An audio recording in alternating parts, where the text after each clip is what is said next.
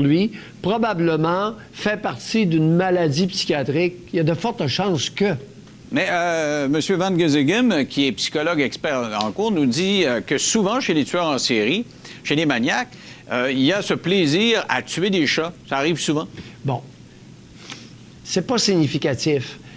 La plupart des individus qui sont psychopathes, c'est-à-dire des criminels d'habitude, aiment bien, à l'âge de 9, 10, 11 ans, torturer des animaux.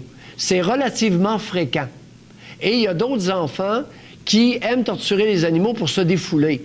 Alors, soyons prudents pour ne pas envoyer un message à l'effet que dès qu'on voit quelqu'un qui est enclin à torturer les animaux, va devenir un démembreur de Chinois. Voyons, ça n'a pas de bon sens. OK.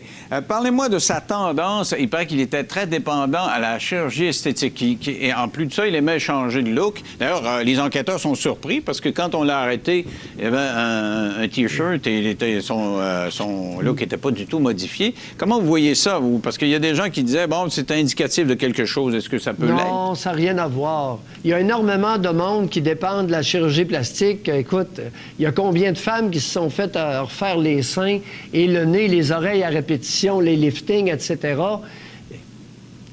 Denis, ça n'a rien à voir. Okay. Oublions ça. Ça n'a rien à voir. Ce n'est aucunement pertinent au drame. OK. Mais c'est quand même de nature sexuelle, parce qu'il y a eu des actes sexuels. Moi, je n'ai pas voulu regarder le vidéo, je ne sais pas si vous l'avez vu, là, mais vraiment, il y a une relation sexuelle avec un mort coupé en morceaux là-dedans. Là. Oui, ça, c'est deux origines à ce comportement-là. Ou bien c'est relié à une psychose, ou bien c'est relié à une déviation sexuelle qu'on appelle la nécrophilie.